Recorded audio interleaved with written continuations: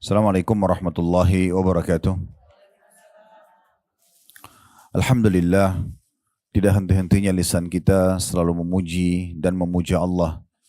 Kita tentu sangat yakin sebagai seorang muslim, dua susunan kata ini Alhamdulillah adalah kalimat yang mulia, kata-kata yang mulia, yang Allah subhanahu wa ta'ala jadikan sebagai kalimat dan kata-kata syukur kepadanya. Dan kita juga sudah tahu dan sering mendengar dari para ustadz kita, dari para kiai, firman Allah subhanahu wa ta'ala, la in syakartum la azidannakum. Kalau kalian bersyukur maka pasti aku akan tambah. Maka nikmat-nikmat Allah yang tidak terhingga ini dari makanan, minuman, kesehatan, kesempatan dan segala macam hal harusnya kita gunakan di atas ketaatan kepadanya dan kita syukuri. Dan Alhamdulillah Allah mudahkan dengan dua susunan kata ini. Selanjutnya kita panjatkan salam hormat kita kepada utusan Allah Nabi besar Muhammad sallallahu alaihi wa ala alihi wa sahbihi wasallam sebagaimana Allah telah perintahkan kita untuk mengucapkan salam hormat tersebut. Baik, judul kita insya-Allah amalan-amalan yang dikerjakan atau amalan dikerjakan sebelum Ramadan ya. Mungkin seperti itu kurang lebih. Sebenarnya sih kita lebih banyak di materi kita ini membahas masalah Ramadan ya. Walaupun kita akan menyinggung tentang amalan secara umum yang kira-kira bisa memotivasi seorang muslim untuk mengerjakan ibadah apapun. Dan kalau kita simpulkan sebenarnya adalah bagaimana kita mengetahui, mempelajari dan mendalami kembali apa yang berhubungan dengan janji Allah di ibadah yang kita ingin kerjakan. Jadi kalau Bapak Ibu atau Ibu-Ibu sekalian ingin rajin mengerjakan sholat malam, maka kata kuncinya sebenarnya adalah bagaimana kita membaca dulu dan mengetahui apa yang kita dapatkan kalau sholat malam. Begitu juga kalau kita ingin rajin bersedekah, haji dan umroh, bakti sama orang tua, apa saja. Semua jenis perintah agama, kalau kita ingin agar kita selalu termotivasi mengerjakan, terdorong ya, semangat untuk mengerjakan, dan juga bahkan bisa lebih jauh dari itu, yaitu istiqamah. Kita konsisten menjaganya, yaitu dengan membanyak mempelajari dan mengulang-ulangi kembali tentang janji Allah di ibadah tersebut. Jadi jangan pernah melakukan satu ibadah, ini saran kami, kecuali ibu-ibu sudah mempelajari dan mengetahui, bahkan sering mengulang-ulangi janji Allah di ibadah itu. Biasanya dalam bahasa ceramah itu fadilahnya. Demikian pula kalau kita masih terjerumus dalam pelanggaran-pelanggaran agama, maka secara otomatis tentunya kita juga mengetahui atau mempelajari dan mengulang-ulangi tentang masalah ancaman di dosa yang sedang kita kerjakan. Sehingga akhirnya jiwa ini menahan diri agar jangan sampai terjerumus dalam kesalahan tersebut. Karena kita makin tahu atau kembali diingatkan tentang masalah ancaman orang berbohong misalnya, atau riba misalnya, atau gunjing atau gosip misalnya, fitnah dan seterusnya. Maka ini diistilahkan oleh para ulama dengan at-targhib dan tarhib. At-targhib artinya dalil-dalil syar'i yang memotivasi kita untuk selalu mengerjakan ibadah dan bisa konsisten menjaganya, serta at-tarhib adalah dalil-dalil ancaman bagi para pelanggar supaya mereka tidak melakukannya atau berhenti dari pelanggarannya. Nah, kurang lebih seperti itu gambarannya. Kalau berbicara tentang masalah Ramadan, mungkin dalam mukaddimahnya perlu kita garis bawahi, setiap orang muslim, ibu-ibu sekalian, sangat dianjurkan agar selalu semangat mengisi waktu-waktu dan umur mereka di dunia ini dengan hal-hal yang bermanfaat. Dan Islam menolak sekali sifat malas, menunda-nunda amal. Ya, ini seperti misalnya orang mengatakan nanti aja deh saya sholat malam, mungkin masih bisa besok, nanti aja saya sholat duha, nanti aja saya sedekah, nanti saja saya haji dan umroh. Terus ditunda-tunda, atau nanti saja deh dari undangan taklim itu saya datang mungkin yang bulan depannya atau tahun depannya. Seperti itu semuanya yang membuat akhirnya seseorang itu jauh daripada ibadah kepada Allah Subhanahu wa taala dan hilang dari dia peluang-peluang ibadah tersebut. Perlu kita garis bawahi poin penting, kesempatan ibadah tidak bisa terulang. Kalau seandainya, misal tadi malam ada orang yang tidak sholat tahajud, walaupun itu ibadah sunnah. Kita datang ke ibadah sunnah karena kalau wajib sudah jelas tidak ada opsi pilihan. Tapi kalau misalnya tadi malam ada orang yang tidak sholat tahajud, dia tidak berdosa karena memang itu sunnah. Tetapi akan beda sekali nanti derajatnya di surga dan juga balasan antara orang yang sempat sholat malam dengan tidak sholat malam. Karena tadi malam waktunya tidak akan pernah terulang. Kalau ada orang yang sholat malam tadi malam tercatat di buku amal yang akan dia terima balasannya pada hari kiamat nanti, itu bahwasanya dia sholat malam. Dan yang tidak sholat malam tidak bisa memperbaikinya. Misalnya sekarang dia dengar ceramah seperti ini, lalu dia mengatakan, ya Allah tolong kembali ke semalam, saya ingin sholat malam karena saya sudah tahu keutamanya. Sudah nggak bisa. Bahkan 1 detik saja yang sudah berlalu yang lalu, itu tidak bisa lagi kita minta kembali. Oleh karena itu, kalau seseorang menyia-nyiakan dan menunda-nunda amalnya, ini jadi masalah buat dia. Allah subhanahu wa ta'ala memberikan kemudahan buat kita ibu-ibu sekalian, justru untuk bisa melipat gandakan pahala. Jadi kalau menunda amal itu sudah jelas tidak boleh. Kalau kita diperintahkan untuk selalu jaga amal dan bahkan melipat gandakan pahalanya. Cukup banyak cara untuk melipat gandakan amal-amal kita. Misal contoh di majelis ta'lim seperti ini. Seseorang datang belajar. Bisa saja dia datang sendiri, dia membawa dirinya karena dia butuh untuk belajar, selesai, gitu kan. Tapi ada orang mungkin, apalagi kalau diizinkan mungkin sama panitia, memang ini flyernya ada taklim kita tolong disebarin misalnya. Lalu kemudian dia sebarkan. Anggaplah di grup keluarganya aja atau di teman-temannya. Dari 100 orang, 200 orang yang ada mungkin ada 10 orang datang ke taklim karena undangan dia misalnya. Kalau dalam taklim kita ini misal dia diberikan pahala 100 oleh Allah. Angka 100 cuma sebagai contoh.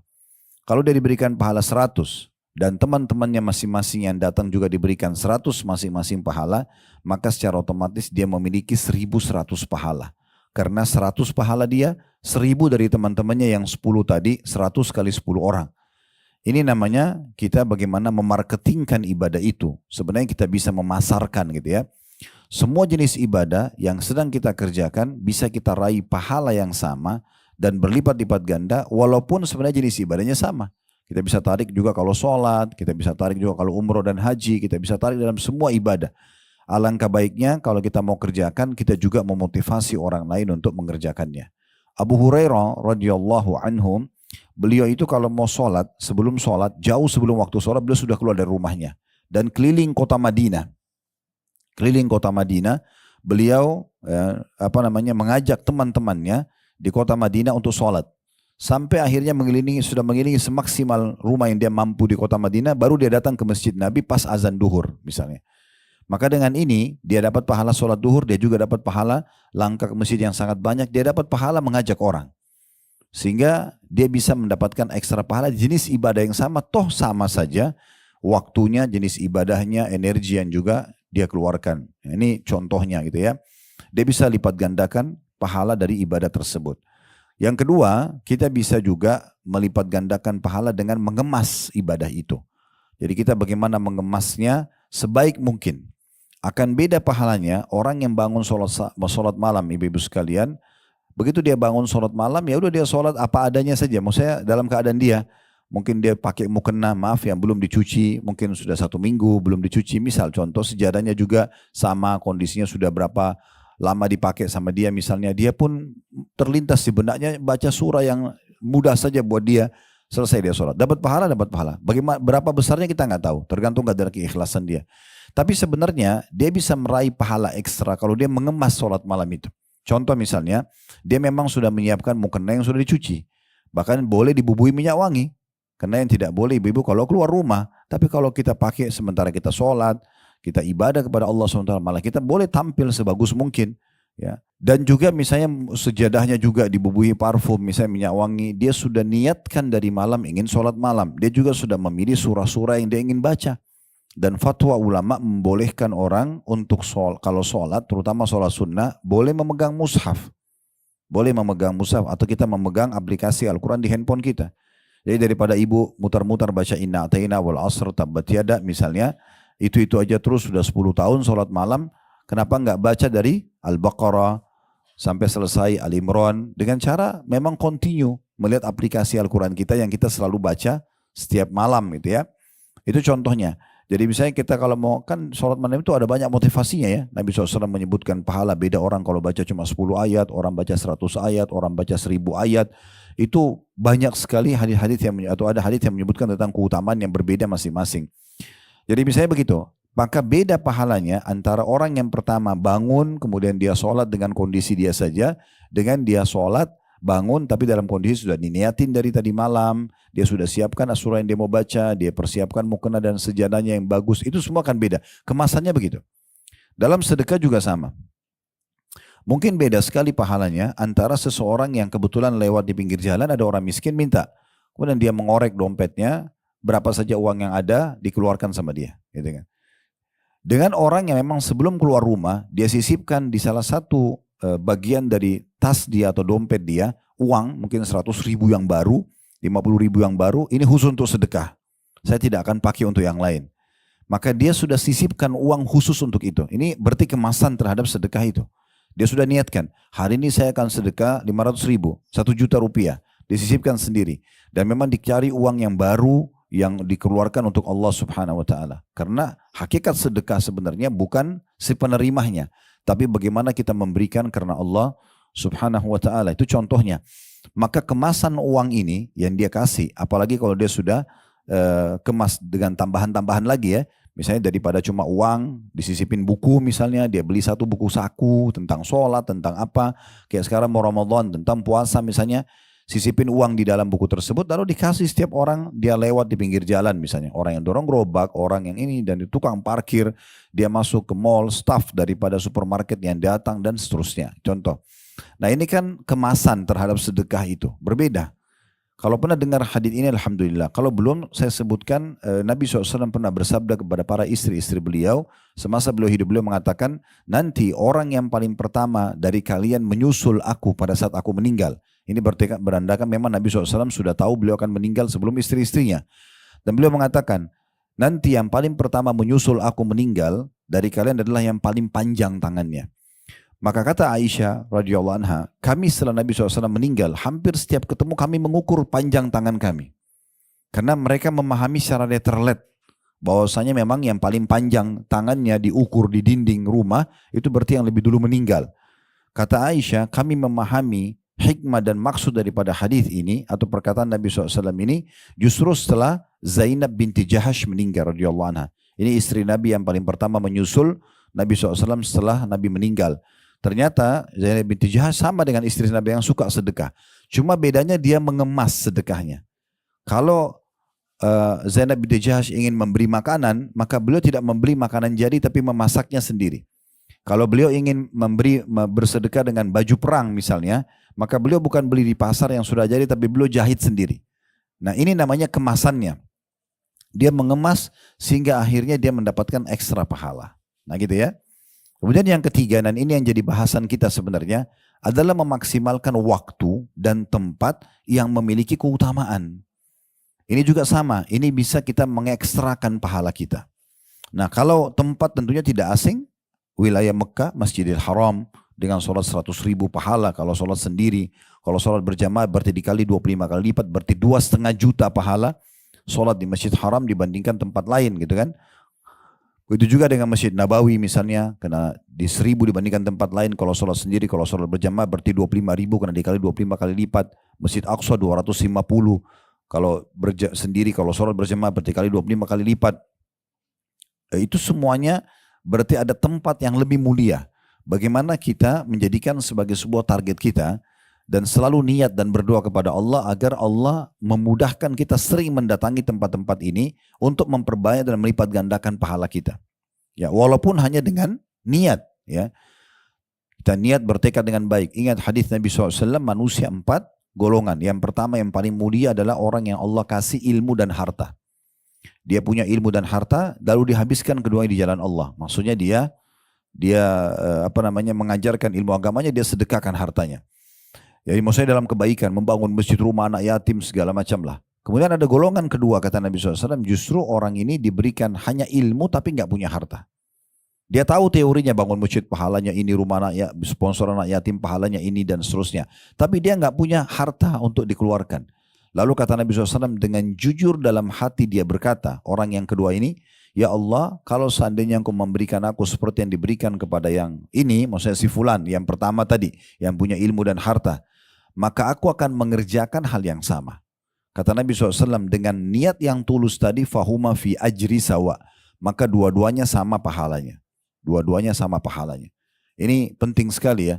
Saya pernah duduk merenung di Masjidil Haram, waktu itu pas menjelang buka puasa, di bulan Ramadan, biasanya karena kami bimbing jemaah, Dan saya biasa ajak jemaah, yuk sebelum buka puasa kita buka puasain orang di Masjid Haram. Bawa apa yang kita bisa bawa gitu. Bawa kurma, bawa apalah, bawa aja walaupun cuma beberapa kita mampu masuk terus taruh ikut buka puasain orang di situ ya. Tapi sekarang alhamdulillah kita sudah bisa connect sama yayasan-yayasan resmi di Mekah untuk bisa buka puasain orang. Biasanya menjelang puasa kami iklanin kalau ada yang mau partisipasi dalam masalah ini. Intinya sebenarnya waktu sementara menjelang azan maghrib, orang semua pada sibuk berdoa, ada yang sibuk menyiapkan buka puasa. Saya sempat merenung sejenak sambil melihat Masjidil Haram yang begitu banyaknya orang tawaf, begitu banyaknya orang sa'i, begitu banyaknya orang sholat, zikir, berdoa, macam-macam ibadah di situ. Berapa banyak pahalanya Raja Saudi ini. Karena dia yang membangun, dia punya kekuasaan, Allah kasih. Mungkin kalau kita jadi Raja Saudi kayaknya sudah mustahil gitu ya. Karena sudah sangat jauh. Allahu alam kalau Allah bukain, tapi itu sangat jauh. Karena memang kita bukan warga negara sana, bukan keturunan kerajaannya. Tapi apakah kita hanya tonton saja? Nonton lihat pahala yang miliaran ini didapatkan dengan satu orang sholat berjamaah berarti sama dengan 2,5 juta tadi saya bilang. Kan 100.000 pahala kalau Masjid Haram. Kalau kali 25 kali lipat karena berjamaah kan 2,5 juta. Kali sekian juta orang yang sholat berapa miliar triliunan pahala dipanen oleh kerajaan Saudi, ya gitu. Itu belum tawafnya, belum doanya, belum macam-macam gitu kan. Dan itu 24 jam non-stop. Kalau kita di Indonesia mungkin masjidnya sholat 5 waktu, habis itu orang pulang. Di sana nggak ada begitu. Pokoknya kalau selesai sholat wajib pun orang banyak sholat sunnah, orang tetap tawaf, orang berdoa, ada yang itikaf, banyak sekali. Saya sempat merenung sejenak, saya pikir apakah ini cuma kita tonton. Saya tiba-tiba teringat hadis tadi. Yang kata Nabi SAW tadi itu kan, manusia 4 golongan, yang pertama orang yang dikasih harta dan ilmu. Ya mungkin mereka posisinya di situ. Karena mereka melimpah hartanya, mereka tidak mau, bahkan kerajaan Saudi tidak pernah taruh kotak amal di masjid. Coba cari, nggak akan ketemu. Kenapa? Karena mereka mau panen pahala sendiri itu. Nggak mau mereka. Kalau ibu datang ke Masjid Haram, kasih penjaganya ini uang, ditolak sama dia. Dia nggak akan mau terima. Dikasih pribadi pun belum tentu. Saya tidak bicara bagian orang-orang Bangladesh yang biasa bersih-bersih masjid, mungkin mereka meminta. Kalau penjaganya orang Saudi pasti mereka nolak umumnya, gitu kan? Gak bakal mau dikasih duit mereka itu, karena mereka sudah dikasih uang, ada juga akadnya mereka nggak boleh terima dan segala macam. Jadi memang luar biasa pahalanya. Jadi mereka punya ilmunya, tahu ini pahalanya besar, mereka juga punya hartanya. Sekarang kita nggak punya itu, tapi kita tahu teorinya. Lalu saya berpikir, kenapa kita nggak coba jalankan hadis ini? Kita tidak mengatakan, ya Allah kalau seandainya engkau memberikan aku seperti yang kau berikan para penguasa Saudi ini, aku akan mengerjakan yang sama. Tulus dalam hati. Berharap. Siapa tahu Allah bisa berikan kita triliunan pahala hanya dengan niat kita itu. Karena memang kita tidak punya kemampuannya kan gitu. Itu contohnya. Jadi jangan disia-siakan. Saya pernah bicara sama Dr. Yasir Dusari, salah satu imam Masjid Haram. Waktu itu kami undang beliau datang ke hotel bertemu dengan jemaah. Dan beliau datang, jazakallah khair, ketemu. Terus dia sempat ngobrol-ngobrol di kamar waktu sama saya, ngobrol sebentar. Salah satu yang beliau ngomongin, dia bilang, ya Khalid, yang paling mahal buat saya adalah saya dimudahkan oleh Allah untuk menjadi imam Masjid Haram ini. Bayangkan berapa banyak pahala yang saya bisa dapat pada saat saya imami mereka. Kalau saya bisa mempertaruhkan semua yang saya miliki di dunia ini hanya untuk jadi imam di sini, maka itu sudah cukup buat saya. Nah itu betul, orang berpikir begitu. Nah bagaimana kita berpikir cerdas, memaksimalkan tempat-tempat ini untuk bisa meraih pahala. Nah begitu juga dengan yang sekarang kita ingin titik-titikkan adalah memaksimalkan waktu. Nah waktu yang bisa dimaksimalkan ini itu diantaranya bulan Ramadan. Ini salah satunya. Dan sudah sangat tepat sebenarnya kalau kajian kita walaupun masih 1 bulan lagi Ramadan, justru memang harus punya persiapan jauh sebelumnya gitu ya. Harus punya persiapan, karena kalau kita malah mepet-mepet menjelang Ramadan, maka mungkin semangatnya juga akan beda dengan orang yang jauh sebelumnya sudah punya persiapan. Orang kalau mau buka satu perusahaan, yang orang tiba-tiba saja hari ini invest yuk, ini perusahaannya, dengan orang yang sudah ditawarkan dari sebelum proyek itu ada, kemudian diinvestasikan, diatur dananya, segala macam, ya intinya ada RAB-nya, maka semua akan lebih mudah. Ya, seperti itu kurang lebih gambarannya. Nah, bulan-bulan Ramadan atau bulan Ramadan ini salah satu waktu yang sangat mahal yang harusnya kita maksimalkan sebagai seorang muslim. Bahkan sebagian salaf mengatakan andai saja ada seseorang yang sudah meninggal dunia kemudian dikasih pilihan untuk hidup dan memilih di antara 12 bulan-bulan Hijriah dalam setahun, dia pilih untuk dia hidup, maka dia akan pilih Ramadan. Karena orang yang sudah meninggal akan lebih memahami tentang makna keutamaan waktu ini. Nah ini kurang lebih mukaddimah kita pembukaan untuk menjelaskan kenapa ada singgungan tentang amalan yang harus dikerjakan sebelum Ramadan. Nah kalau saya kerucutkan adalah kita mencari tahu tentang apa yang kita dapatkan di bulan Ramadan. Sehingga kita lebih semangat lagi untuk memaksimalkan waktu yang sudah Allah tentukan ini. Dan Allah memang punya hak untuk bisa mengatur apa saja. Sebagaimana Allah pilih dari kalangan malaikat-malaikat ada Jibril, ada Mikail, ada Israfil, pemimpin dari sekian banyak malaikat yang lain. Allah pilih para nabi-nabi dan rasul dari sekian banyak manusia. Allah pilih dari tempat-tempat tadi ada Mekah, ada Madinah, ada Baitul Maqdis, ya, ada Masjid Haram, Masjid Nabawi, ada Baitul Maqdis, itu dari tempat-tempat yang lain. Allah memilih dari hari-hari, ada hari Jumat, kayak hari kita sekarang dibandingkan hari-hari yang lain. Ada bulan, yaitulah bulan Ramadan dibandingkan bulan-bulan yang lain gitu ya.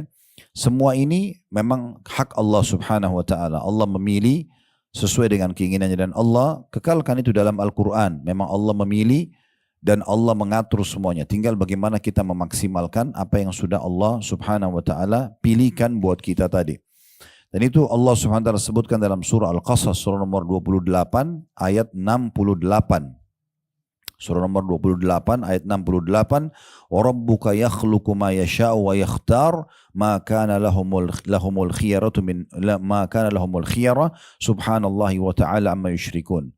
Dan Tuhanmu menciptakan dan memilih apa yang Dia kehendaki bagi mereka, maksudnya manusia.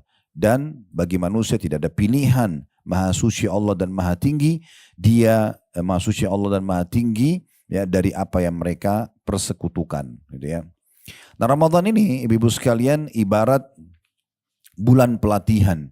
Dan kita akan sebutkan belasan daripada manfaat seseorang memaksimalkan Ramadan. Ya, itu yang sebenarnya satu poin saya sudah cukup untuk kita termotivasi mengejar dan berusaha berdoa kepada Allah SWT agar dipanjangkan umur sampai di Ramadan. Gitu ya.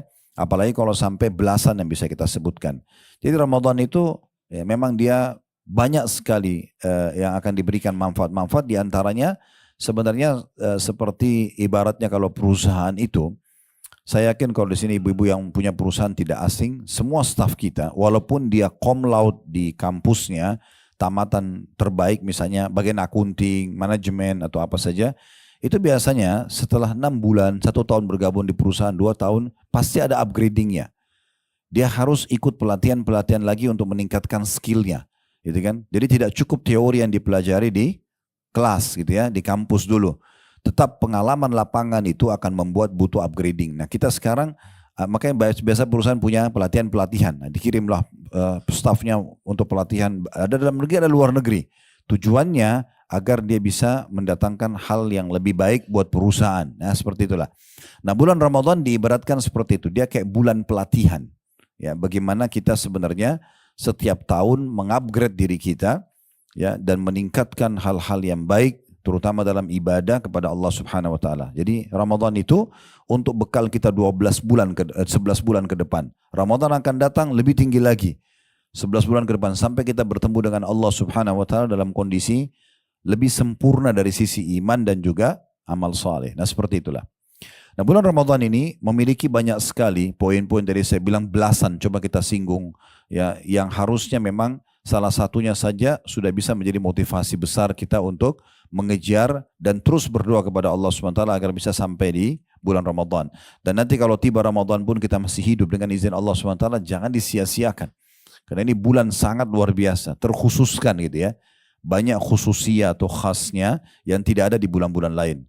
Yang pertama, bulan Ramadan adalah bulan turunnya Al-Quran. Yang dimaksud dengan bulan turunnya Al-Quran, bukan hanya sekedar kita kenang, oh Al-Quran turun pernah pertama di bulan Ramadan.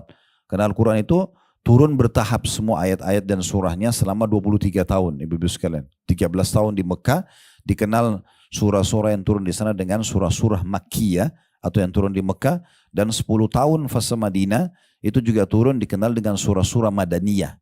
Salah satu perbedaan dasar antara surah-surah Makkiyah dan Madaniyah adalah kalau Makkiyah itu belum banyak bicara masalah hukum. Lebih banyak bicara tentang masalah umat sebelum kita, tentang surga dan neraka gitu ya. teguran-teguran Allah SWT kepada orang-orang kafir Quraisy, itu isinya. Nanti fase Madinah, ayat surah-surah Madinah itu kebanyakan hukum-hukum. Makanya perintah Ramadan itu terjadi di tahun 2 Hijriah. Begitu juga dengan jihad, begitu juga dengan zakat. Banyak sekali.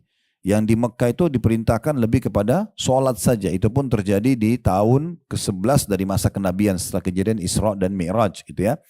Sebelumnya itu adalah peringatan-peringatan lebih kepada umat-umat sebelum kita yang telah Allah binasakan karena mereka syirik kepada Allah Subhanahu wa taala. Nah, seperti itu. Jadi Al-Quran sebagaimana Allah sebutkan turun di bulan Ramadan dalam surah Al-Baqarah surah nomor 2 ayat 185. Syahrul Ramadan alladzi unzila fihi al-Qur'anu hudan lin-nasi wa bayyinatin minal huda wal furqan. Al-ayah. Bulan Ramadan adalah bulan yang di dalamnya diturunkan Al-Quran sebagai petunjuk bagi manusia dan penjelasan mengenai petunjuk itu dan pembeda antara yang benar dan yang batil. Maksudnya, begitu tiba Ramadan nanti, ibu harusnya menjadikan momentum yang paling tepat untuk lebih mengenal Al-Quran. Lebih baik bacaannya, lebih baik tadabburnya, lebih bertambah hafalannya, lebih banyak mengaplikasikan isi Al-Quran. Sebagaimana yang kita paparkan tentang hak Al-Quran ada 4 gitu ya. Dikatakan bahwasanya Nabi SAW menjadikan Ramadan sebagai momentum lebih dekat dengan Al-Quran. Padahal beliau sendiri turun padanya Al-Quran. Di dalam hadis yang sahih diriwayatkan oleh Tirmidzi, kata Nabi atau dikatakan oleh Ibnu Abbas radhiyallahu anhu, karena Rasulullah SAW ajwadan nasi wa kana ajwadu ma yakunu fi Ramadan. Hina yalqahu Jibril wa kana yalqahu fi kulli lailati min Ramadan fayudarisuhul Qur'an. Fala Rasulullah sallallahu alaihi wasallam ajwadu bil khairi min rihil mursala.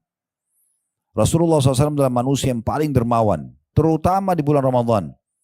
Jadi selain Ramadan sudah dermawan, Ramadan lebih termotivasi lagi karena besarnya keutamaannya. Kemudian dikatakan dan pada bulan Ramadan ya, Jibril datang menemui Nabi SAW pada setiap malam dari bulan Ramadan. Dan Jibril mengajarkan Al-Quran kepada Rasulullah SAW. Dan ketahuilah Rasulullah SAW orang yang paling dermawan. Bahkan lebih cepat daripada angin yang berhembus. Tapi saksi bahasan kita, Nabi SAW sendiri memaksimalkan Ramadan dengan Al-Quran. Sebagian ulama salaf, ibu-ibu sekalian, kalau tiba Ramadan, mereka ada yang menutup majelisnya. Majelis ini ditutup khusus untuk Al-Quran. Ada sebagian pedagang memberhentikan perdagangannya untuk Al-Quran. Sampai seperti itu mereka melakukan. Karena mereka tahu ini bulan bagaimana mereka justru mendalami Al-Quran. Ada 4 hak Al-Quran yang harus kita perhatikan baik-baik. Dan usahakan Ramadan nanti ini kita lebih bisa meningkatkan itu. Ya, yang pertama membacanya. Caranya membaca harus berurut.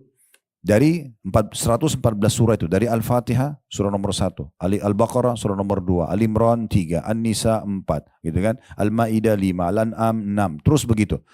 Berlanjut Al-Anfal, At-Taubah, Yunus, Hud, dan seterusnya sampai surah An-Nas. Ibu ngerti nggak ngerti artinya nggak masalah, yang penting mengkhatamnya, membaca, ya. Dan ini tentu besar sekali pahalanya. Ya, di antaranya Nabi SAW menjadikan orang yang suka membaca Al-Quran akan menjadi penolong buat pembacanya di hari kiamat. Ya, diberikan syafaat. Sebagaimana hadis yang sahih. Kata Nabi SAW, Iqra'ul Qur'ana fa'innahu ya'ti yawmal qiyamati syafi'an li ashabi. Selalu baca Al-Quran. Karena dia akan menjadi atau datang pada hari kiamat sebagai pemberi syafaat kepada pembacanya. Syafaat ini penting ya. Kadang-kadang mungkin kalau kita mau perbesar supaya mudah difahami. Masalah ini kalau seandainya ibu ditimbang amalnya hari kiamat, anggaplah misal, mudah-mudahan tidak ada di sini, tapi kalau ada orang misalnya amal solehnya 1000, dosanya misalnya 1001, contoh, maka dia harus masuk neraka bersin dulu 1 dosanya tadi. Dan kita tidak tahu berapa hari disiksa. Syafaat itu fungsinya untuk membersihkan sebagian dosa sehingga lebih sedikit dari pahalanya nanti. Jadi 1001 kalau Allah jadikan ada penolong, ada yang memberikan syafaat, mungkin keluarganya, mungkin di sini antaranya Al-Quran memberikan syafaat, misal dimaafkan 100 dosanya, maka otomatis dosanya akan lebih sedikit daripada amal solehnya dan membuat dia masuk ke dalam surga. Dan itu luar biasa. Allah mengatakan, "Faman zuhziya 'anil nari fa udkhilal jannah faqad faz." Siapa yang pada hari kiamat berhasil diselamatkan dari neraka dan masuk ke dalam surga, sungguh dia sudah beruntung. Karena ini keselamatan yang luar biasa gitu. Dan orang yang membaca Al-Quran, yang suka membaca, Nabi SAW berikan perumpamaan, ya, itu seperti buah utrujja. Nanti akan kita jelaskan seperti apa, tapi saya jelaskan dulu bacakan dulu dalilnya. Dalam sebuah hadis yang sahih riwayat Bukhari, kata Nabi SAW, al-mu'minu alladhi yaqra'u Qur'ana wa ya'malu bihi kal utrujja. Orang mukmin yang membaca Quran dan mengamalkan isinya seperti buah utrujja. Jadi nanti kalau satu waktu umrah atau haji, minta mutawifnya beliin buah utrujja, bilang. Dia mirip buah pir, tapi sedikit agak besar bentuknya ya. Itu baunya wangi dan rasanya manis. Ya. Itu diperumpamakan untuk orang mukmin yang baca Quran dan juga mengamalkan isinya. Dalam riwayat lain, dia ya, membaca Al-Quran dan menguasai bacaannya. Ta'muhu tayyib wa rihuha tayyib. Ta'muha tayyib wa rihuha tayyib. Rasanya manis dan juga baunya wangi. Saya lihat di beberapa hotel di Mekah itu ada disiapin buah itu. Dia mirip-mirip pir sedikit, cuma bentuknya agak beda ya. Itu buahnya. Ya. Atau mungkin ibu bisa ketik nanti di Google ya, buah utrujja, keluar gambarnya itu ya. Nah ini perlu kita beli dan coba buah ini supaya kita buktikan memang perkataan Nabi SAW benar. Saya makan sendiri memang sangat manis ya. Sangat manis itu. Kemudian dikatakan wal mu'minu alladzi la yaqra'u Qur'an wa ya'malu bihi katamra ta'muha thayyib wa la riha laha. Dan orang mukmin yang membaca Al-Quran tapi tidak mengamalkan isinya, riwayat lain tidak menguasainya atau dia terbata-bata dalam membacanya, maka dia seperti buah kurma yang tidak ada baunya tapi rasanya tetap manis karena keimanannya, gitu ya. Dan orang-orang dalam riwayat lain dikatakan orang-orang yang baca Quran dan akhirnya karena rutinnya baca sehingga mahir membacanya, benar bacaannya, itu kedudukannya sama dengan malaikat. Kata Nabi SAW di dalam hadis yang sahih diriwayatkan Muslim, al-mahiru bil Qur'ani ma'as safaratil kiramil bararah. Orang-orang yang lancar membaca Al-Quran akan bersama dengan para malaikat yang mulia, ya, dan senantiasa taat kepada Allah. Walladhi yaqra'u Qur'ana wa yatata'ta'u fihi wa huwa alaihi syaqun lahu ajran. Dan orang mukmin yang baca Quran walaupun dia terbata-bata tapi tetap dia berusaha membacanya, maka akan diberikan 2 pahala. Belum lagi hadis yang sudah kita tahu, masyhur sekali hadis riwayat Tirmidzi, man qara harfan min kitabillah falahu bihi hasanah. Siapa yang baca 1 huruf Al-Quran akan dicatatkan 1 pahala baginya, wal hasanatu bi asyri amthaliha. Dan 1 pahala itu dilipat gandakan 10 kali lipat. Wala aqulu alif lam mim harf. Kata Nabi SAW, saya tidak katakan alif lam mim 1 huruf, tapi alifun harfun, lamun harf, wa mim harf. Alif 1 huruf, mim 1 huruf, dan lam 1 huruf. Jadi kalau kita baca alif lam mim, berarti 30 pahalanya. Karena alifnya 10, lamnya 10, mimnya 10. Gitu kan? Ini sering kami kasih contoh di pengajian-pengajian. Kalau baca surah Al-Fatihah ayat 2-nya saja. Kalau ayat pertama Bismillahirrahmanirrahim. Ayat 2 Alhamdulillahirrabbilalamin. Alhamdulillahirabbilalamin. Alif, alhamdu, alif, lam, ha, mim, dal. Itu 5 huruf, 50 pahala. Alhamdulillah, kalau ada tasydid di atas itu berarti double huruf. Dalam bahasa Arab begitu, kalau dia banyak hurufnya digabung jadi pakai tasydid di atas. Jadi lillah itu lam, lam, ha biasanya kan. Itu 2 lam, harusnya 3 lam dia. Karena 3 lam ini terlalu banyak, digabung jadi 1, jadi lam yang kedua pakai tasydid. Jadi lam, lam, lam 3 dengan ha berarti 40 pahala. Alhamdulillah saja itu sudah 90 pahala. Alhamdulillah 50, lillah itu 40. Rabbi sama, ada tasydidnya. Akar katanya ini hurufnya itu rababah, 2 baknya. Tapi karena agak berat kalau itu digabungin jadi 1, jadi Rob ya. Rabbil alamin. Rob berarti 3 huruf ya. Berarti tadi 90 tambah 3 sudah 120. Alamin, alif lam ain, alif lam mim ya nun. Ini 8 huruf. Berarti kita kalau baca alhamdulillah itu 200 ya. Pahala. Itu baru alhamdulillah belum yang lainnya. Maka jangan disia-siakan. Ini kami selalu sarankan, ibu lagi di mobil, ulangin aja surah yang dihafal, nggak masalah. Kata Nabi SAW, siapa yang membaca Al-Ikhlas 10 kali dalam sehari, dibangun baginya atau untuknya istana di surga. Susahnya apa ini baca Al-Ikhlas gitu kan? Daripada melongo-longo cuma lihat helm orang, mobil orang, mereknya apa. Lebih baik baca kan gitu. Ulang-ulangin atau misalnya baca Al-Quran di aplikasi handphone kita gitu kan. Kadang-kadang kita lebih lama melihat aplikasi WA dan yang lainnya dibandingkan kita lihat Al-Quran. Padahal sebenarnya setiap hurufnya luar biasa pahalanya. Ya, besar sekali pahalanya. Yang kedua mentadabburi. Tadabbur artinya merenungi maknanya. Memahami sebab turunnya, baca tafsirnya gitu ya. Itu tadabbur namanya. Allah berfirman dalam surah Muhammad, surah nomor 47 ayat 24. Surah nomor 47 ayat 24, surah Muhammad, afala yatadabbaruna al-Qur'ana am ala qulubin akfaluha. Maka tidakkah mereka menghayati Al-Quran atau hati mereka sudah terkunci. Ya. Yang dimaksud dengan tadabbur, ibu-ibu sekalian, adalah memahami teksnya, ya, terjemahan dari ayat tadi. Kalau kita karena bukan orang Arab, kita butuh terjemahannya. Kemudian kita merenungi maknanya, kita mempelajari hukum-hukumnya, sebab turunnya, ya itu dipelajari. Nah kalau ini metodenya tidak harus berurut. Kita bisa memilih surah yang paling tanda kutip menggelitik buat kita. Contoh ibu-ibu mau pelajari tentang wanita, ada surah An-Nisa, ada disebutkan juga namanya Maryam, surah Maryam. Tentang keluarga ada Al-Imran, keluarganya Imran, Imran ayahnya Maryam alaihissalatu wassalam. Mau belajar tentang nabi-nabi, ada surah Hud, Yunus, Yusuf, ya. Ibrahim, kan itu ada Muhammad alaihissalam, ada surah-surah. Ada kemudian kalau mau nama-nama hewan ada Al-Fil, gajah, ada Al-Ankabut, laba-laba, ada An-Naml, semut, ada An-Nahl, lebah. Kenapa Allah namakan? Nanti kita akan mendapatkan ilmu dari situ, ya. Usahakan kalau bisa per harinya minimal 10 ayat ditadabburi. Boleh misalnya ibu pilih dibagi setiap habis sholat wajib 2 ayat aja. Jadi subuh 2 ayat, duhur 2 ayat, asar 2 ayat, maghrib 2 ayat, isya 2 ayat. Berarti 10 ayat per hari. Karena para sahabat mengatakan kami tidak pernah melewatkan 10 ayat Al-Quran kecuali kami sudah bisa membacanya, kami memahami maknanya dan kami menghafalnya. 10 ayat saja.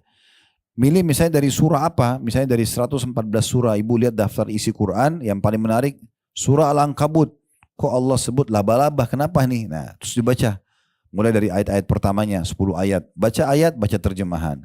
Kan sekarang Al-Quran juga sudah ada, kadang ditambah di sampingnya sebab turunnya, ya, atau pendapat para, ya, sebab nuzul biasa. Kalau hadis sebab urut. Misalnya dia, apalagi pendapat ulama tafsir apa, nah itu penting. Nah itu namanya tadabbur, ya. Yang ketiga menghafalnya. Menghafal juga sama, metodenya mirip dengan tadabbur. Ibu nggak harus berurut dari Al-Fatihah, Al-Baqarah, Al-Imran sehingga 114 surah. Itu bisa, tapi bisa dengan metode yang lain. Ibu cari surah yang paling ibu suka. Mengkritik bagi ibu, surah Maryam, saya ingin tahu nih kenapa ada nama Maryam disebutkan misalnya. Boleh dari surah Maryam aja, hafal di situ. Kemudian diulang-ulangi dalam sholat.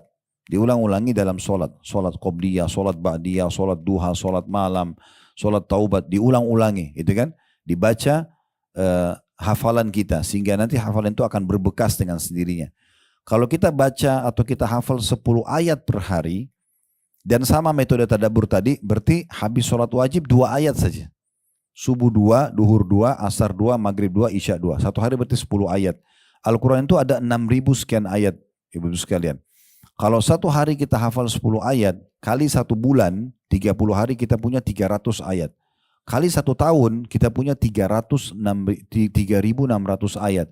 Kurang dari 2 tahun sebenarnya kita sudah bisa menjadi seorang hafid Quran. Ya. Tapi kita harus memulainya. Kadang-kadang syaitan membebankan kita seakan-akan itu berat sekali.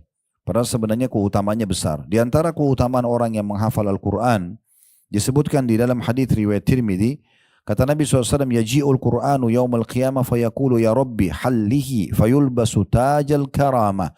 ثم يقول يا ربي زده فيلبس حلة الكرامة ثم يقول يا ربي ارضى عنه فيرضى عنه فيقال له اقرأ وارقى وتزاد بكل آية حسنة. Al-Quran akan datang pada hari kiamat lalu dia akan berkata kepada Allah. Al-Quran bicara dengan Allah. Kita tidak tahu bagaimana bentuknya, tapi yang jelas seperti ini penyampaian Nabi SAW yang kita imani. Ya Allah, Quran berkata kepada Allah, berikanlah orang yang sudah menghafalku ini, ya, orang penghafal ini perhiasan. Lalu Allah memberikan kepada seorang hafid Quran mahkota kemuliaan. Al-Quran lalu meminta lagi kepada Allah, mengatakan yang kedua kali, ya Allah tambahkan untuknya. Lalu dia diberikan pakaian perhiasan kemuliaan. Jadi sudah pakai mahkota yang indah, pakai juga baju yang indah gitu ya. Lalu Al-Quran masih mengatakan lagi, ya Allah ridholah padanya. Keridhaan Allah ini berarti luar biasa, pelipat gandaan pemberian derajat dan segala macam.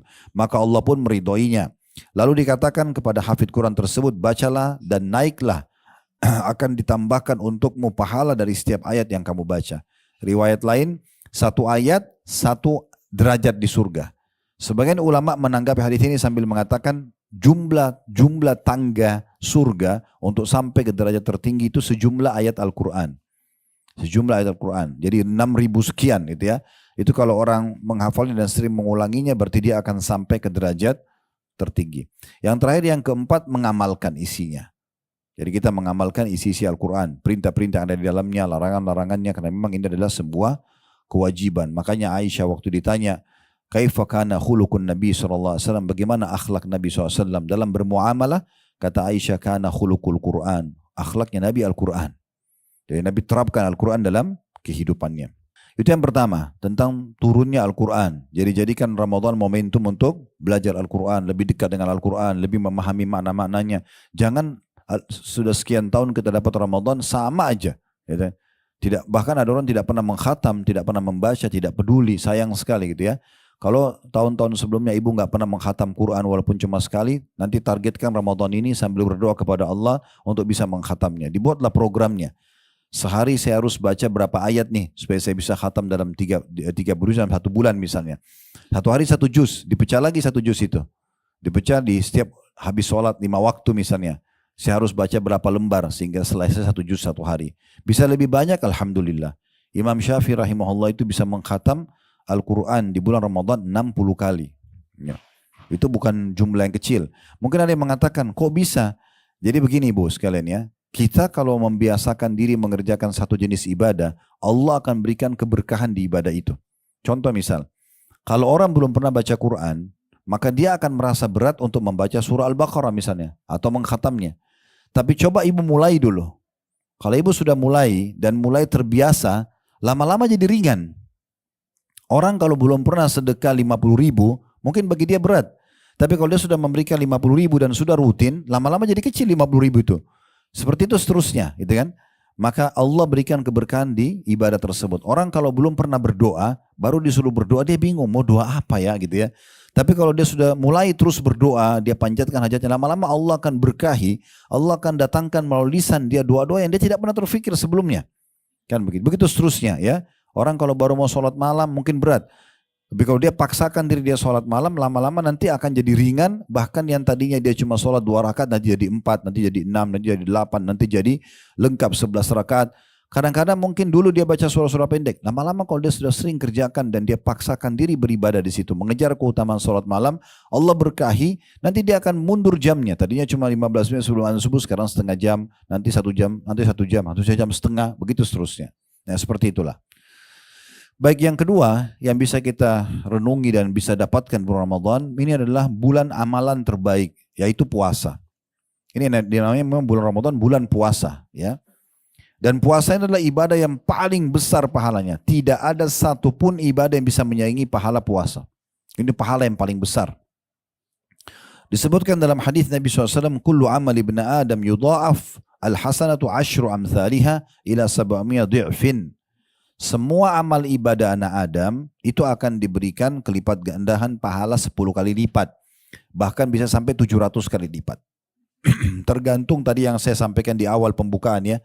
Tergantung keikhlasannya dia, tergantung bagaimana dia memarketingkan ibadahnya itu, tergantung bagaimana dia mengemasnya. Ini semua nanti akan membedakan. Ada yang dapat 10, ada dapat 20, ada dapat 30, ada yang sampai 700 kali lipat. Mungkin karena banyaknya orang yang dia ajak, bagaimana bagusnya kemasan dia terhadap ibadahnya, maka semua itu akan memberikan pahala besar. Semua ibadah bisa seperti itu, 10 sampai 700.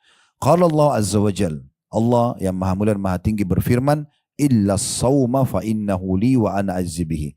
Kecuali puasa, dia milikku dan aku akan balas langsung. Kata ulama hadis berarti maknanya semua ibadah terkalahkan pahalanya dengan puasa.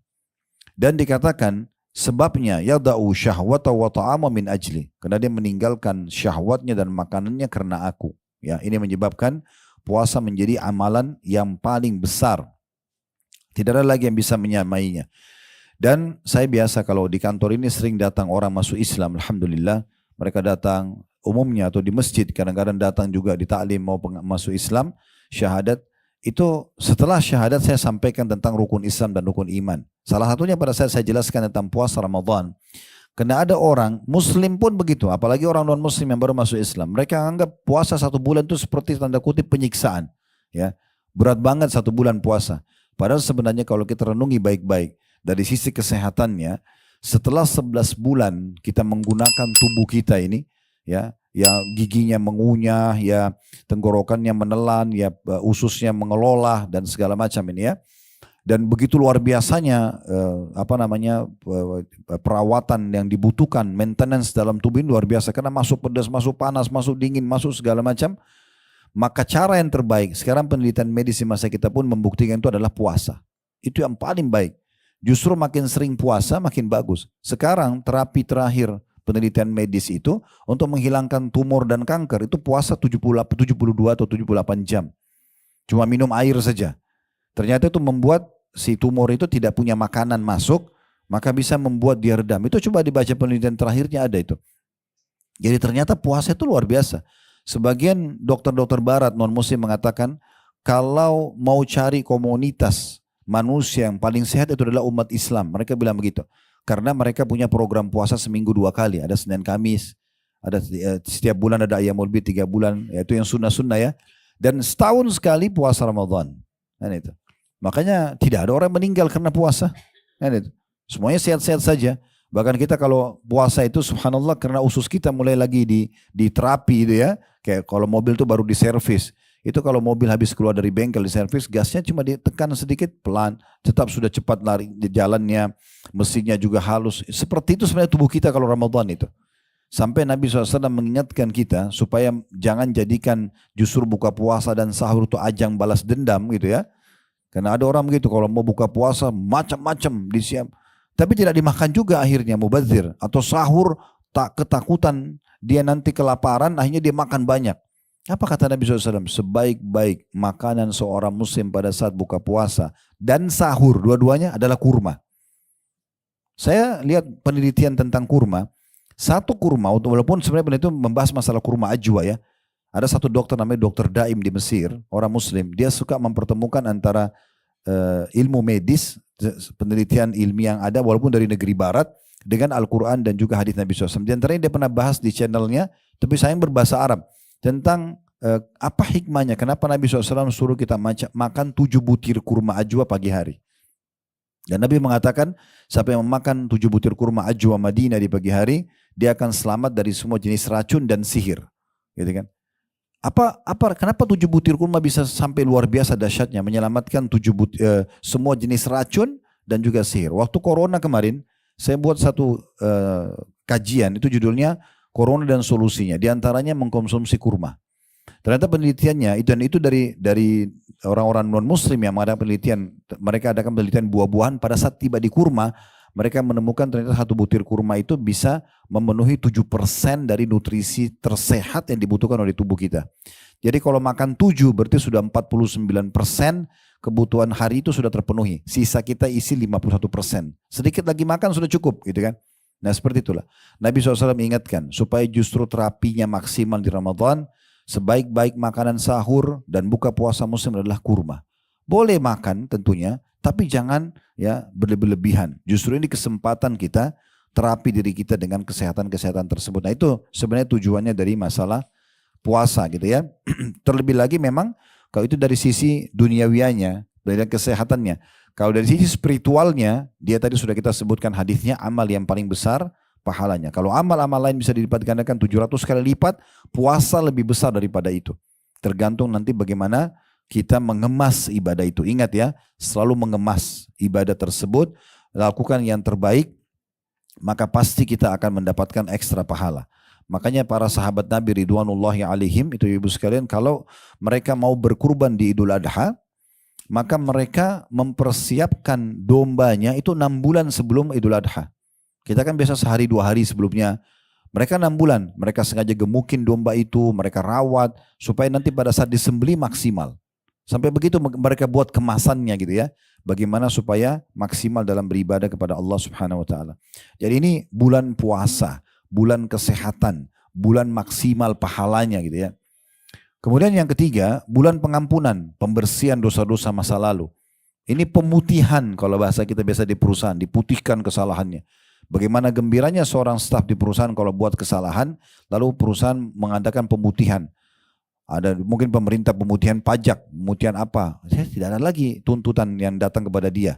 Nah itu bahasa agama kita pengampunan, dibersihkan dosa. Berarti kalau pembersihan dosa terjadi, nggak ada hukuman dan semua fasilitas kembali. Nah seperti itu. Makanya kisah Nabi Adam alaihissalam, beliau waktu dia mengatakan kepada Allah dalam satu riwayat, ini kami jelaskan di Talbik Akbar serial Nabi kemarin di Blok M ya.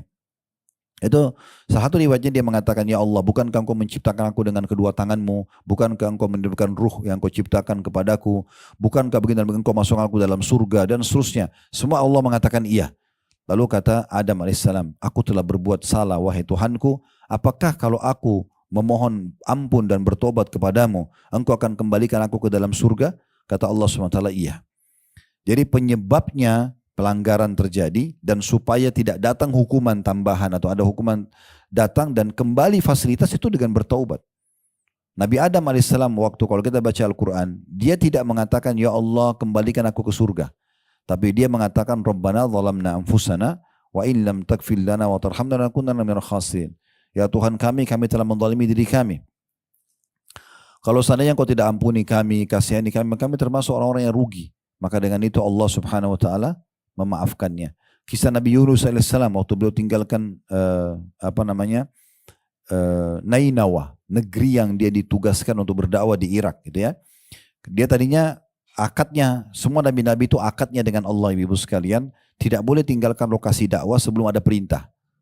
Semua begitu, walaupun sampai dibunuh sama kaumnya. Makanya Nabi Yahya dibunuh oleh kaumnya. Ya, karena tidak ada perintah Allah untuk meninggalkan lokasi, walaupun sampai mati. Tapi Nabi Yunus waktu itu tergesa-gesa. Beliau datang ke negeri Nainawa dan beliau termasuk Nabi yang bukan dari Nainawa sendiri. Ada sebagian Nabi itu yang memang dari negeri itu diutuskan untuk berdakwah. Kayak Nabi SAW dari Mekah berdakwah di Mekah itu awalnya gitu kan. Tapi kalau Nabi Yunus bukan dari negeri lain, maka penduduk Nainawa menolak. Gak mau beriman. Nabi Yunus berdoa, ya Allah tolong berikan aku lokasi lain. Allah belum jawab. Tapi Nabi Yunus tergesa-gesa. Beliau tinggalkan lokasi Nainawa dengan harapan dapat lokasi baru. Ternyata itu pelanggaran. Melanggar akad dengan Allah. Allah masukkan dalam perutnya ikan paus, kisah yang masyhur. Apakah pada saat, apa yang Nabi Yunus lakukan pada saat itu? Beliau baca, La ilaha illa anta subhanaka inni kuntu minadh dhalimin.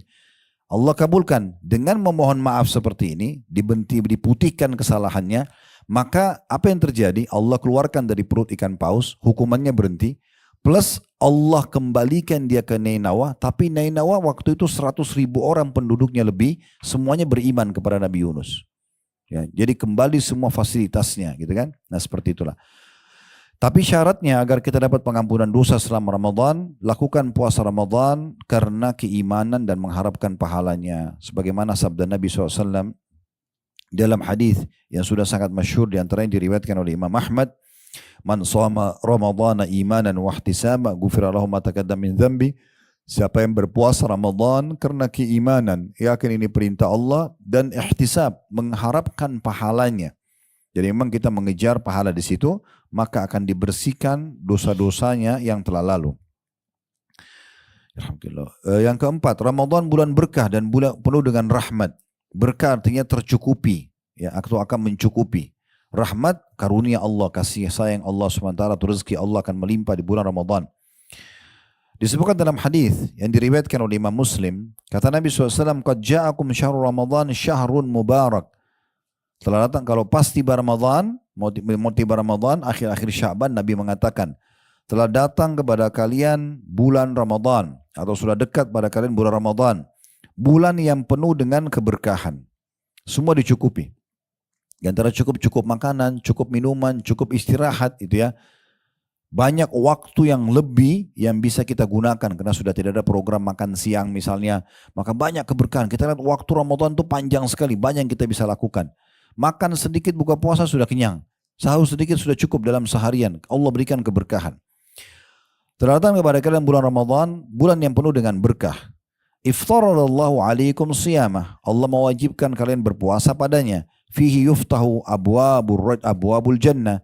Dalam Ramadan itu dibuka pintu-pintu surga. Wa yughlaqu fihi abwabul jahim, ditutup pintu-pintu neraka. Wa taghallu fihi syayatin, dan dibelenggu semua syaitan-syaitan. Fihi lailatun khairum min alfi syahr, di dalamnya ada bulan, ada hari lebih baik daripada 1000 bulan. Man hurima khairaha faqad hurim. Siapa yang terharamkan dari kebaikan Ramadan, Ramadan juga enggak jadi baik, enggak jadi lebih dekat dengan Allah, enggak panen pahala banyak, enggak dibersihkan dosanya, maka dia telah terharamkan dari semua kebaikan. Jadi orang itu paling rugi. Makanya dalam riwayat yang lain dan disahihkan oleh Syekh Albani, disebutkan oleh Al-Mudhir dalam kitab Targhib Tarhib beliau, Nabi SAW naik di mimbar lalu mengatakan amin, amin, amin 3 kali. Waktu turun dari mimbar, kata para sahabat, ya Rasulullah, kami dengar Anda bilang amin, belum pernah kami dengar sebelumnya.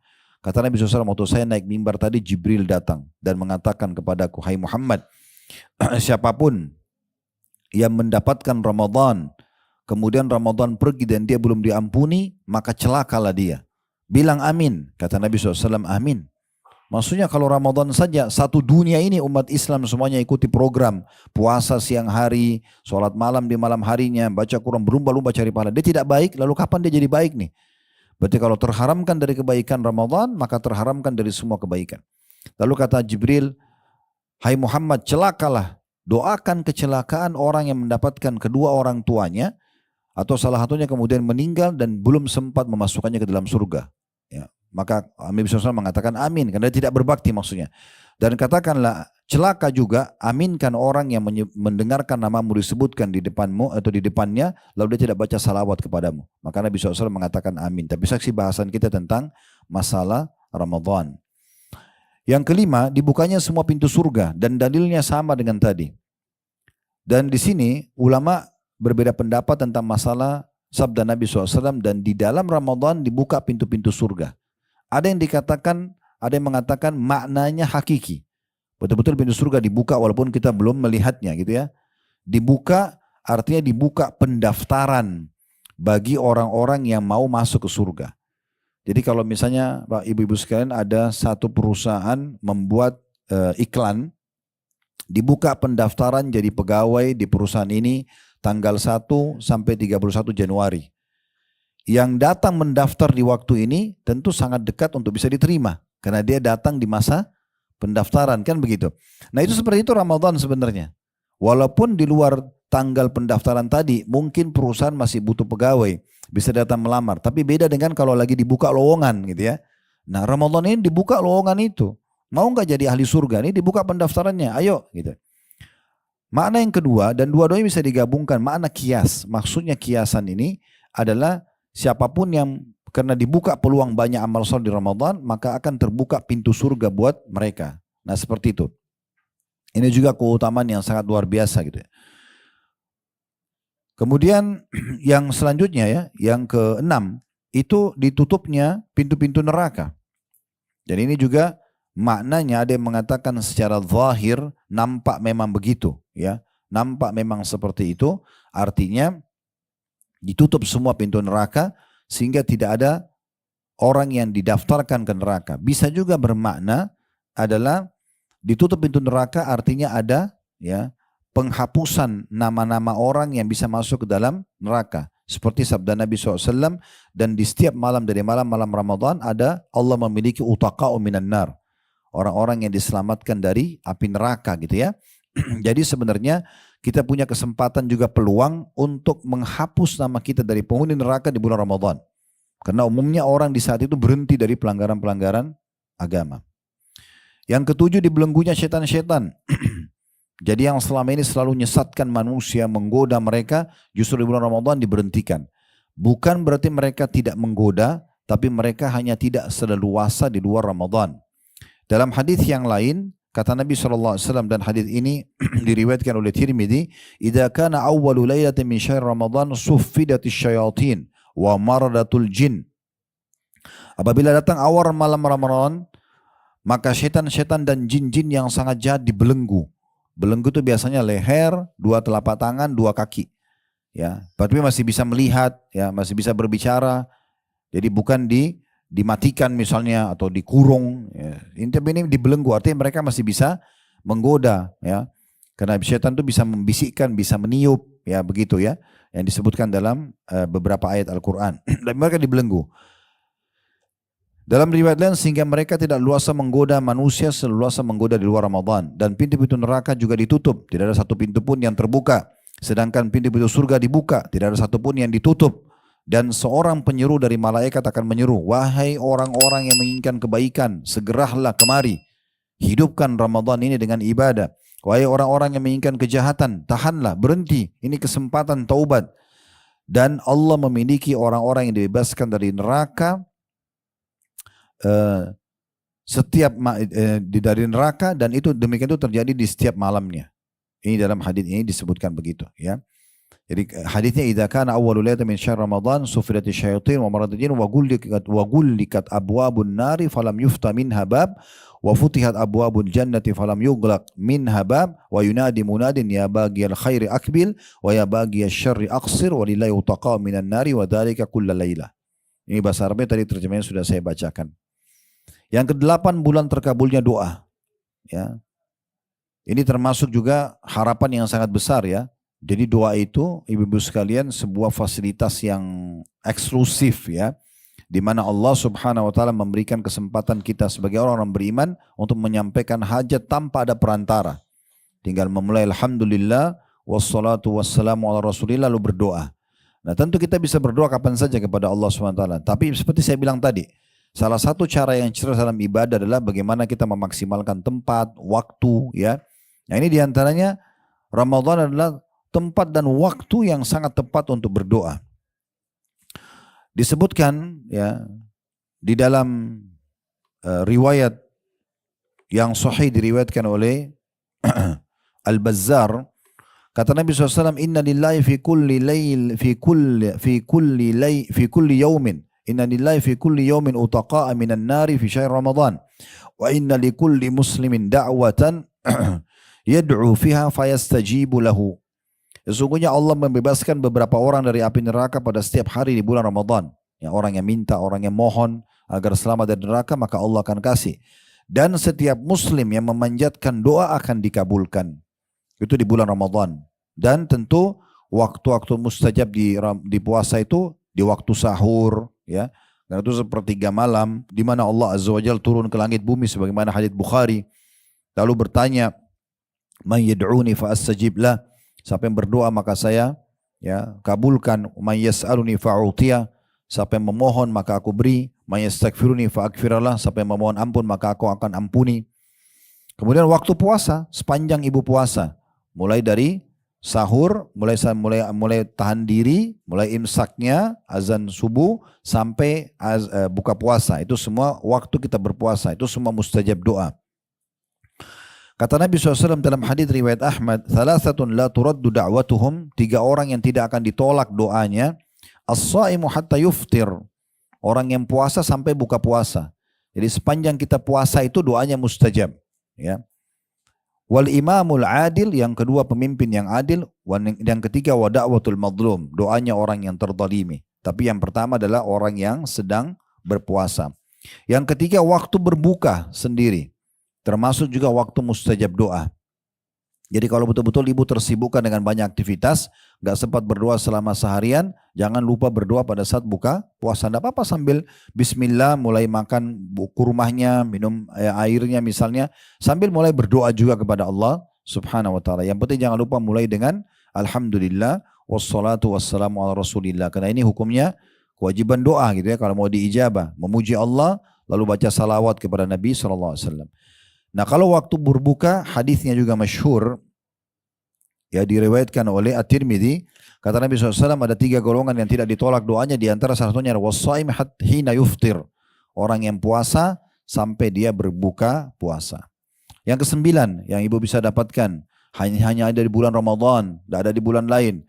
Ibadah umroh yang ibu lakukan mendapatkan pahala haji. Sepanjang tahun kalau kita umroh, pahala umroh saja. Tapi kalau bulan Ramadan, itu pahalanya sama dengan haji. Dan kita tahu tentu haji mulia, lebih besar pahalanya daripada umroh. Tapi khusus umroh Ramadan, pahalanya sama dengan haji bersama Nabi alaihi salatu wassalam. Di dalam hadis yang cukup banyak, diantaranya hadis riwayat Bukhari, "Fa inna umratan fi Ramadan taqdi hajjatan ma'i." Ketahuilah bahwasanya umrah di bulan Ramadan itu akan menyamai haji plus bersamaku. Ya, seakan-akan kita haji bersama Nabi. Jadi itu pahalanya besar sekali. Jadi kalau ibu sekalian mampu haji, mampu umrah setahun sekali jadikan Ramadan. Ya, kalau bisa beberapa kali tetap ada Ramadannya, gitu ya. Dan saya ingin berbagi di poin ini. Itu subhanallah hadis yang berbunyi bu, innamal a'malu binniyat. Semua sesuai dengan kadar niatnya. Itu luar biasa efeknya. Ya, perkataan Nabi SAW. Semua sesuai dengan kadar niatnya. Itu luar biasa. Ya, kenapa? Karena ibu niat baik, Allah mudahkan. Ibu niat buruk, Allah mudahkan. Bukan Allah dukung dia. Tapi kalau dia maunya itu, ya sudah Allah mudahkan juga buat dia. Jadi kalau kita niat, saya mau umroh setahun 3 kali ya. Niatnya begitu, Allah kasih nanti. Kalau ya saya nggak usah deh umroh setahun sekali aja, ya udah sesuai dengan niatnya, gitu kan? Itu Allah kasih. Saya mau haji tiap tahun ya, walaupun belum ada uangnya, tapi kita tulus niat sama Allah, Allah yang mudahkan. Nanti Allah punya cara. Kalau kita mau cari secara persentase ya, mayoritas yang umroh haji itu orang tidak mampu loh. Mayoritasnya orang tidak mampu. Terbukti yang paling banyak terjual paket-paket murah itu. Ya. Jadi banyak orang tidak mampu, kadang-kadang mereka nabung baru berangkat. Mayoritasnya itu, persentasenya lebih besar mereka. Kenapa bisa? Niatnya. Mereka niat mau berangkat. Sayang sekali kalau orang mampu kemudian tidak diikuti dengan niat. Sehingga tinggal tersempurnakan niat itu dengan harta yang dia miliki. Apalagi di bulan Ramadan. Dan Nabi SAW menjamin orang yang suka umrah dan haji ini dalam hadis yang mulia, tabi'u bainal haji wal umrah. Rutinkan haji dan umrah. Setelah umrah, umrah lagi. Setelah umrah, haji. Setelah haji, umrah. Rutin terus.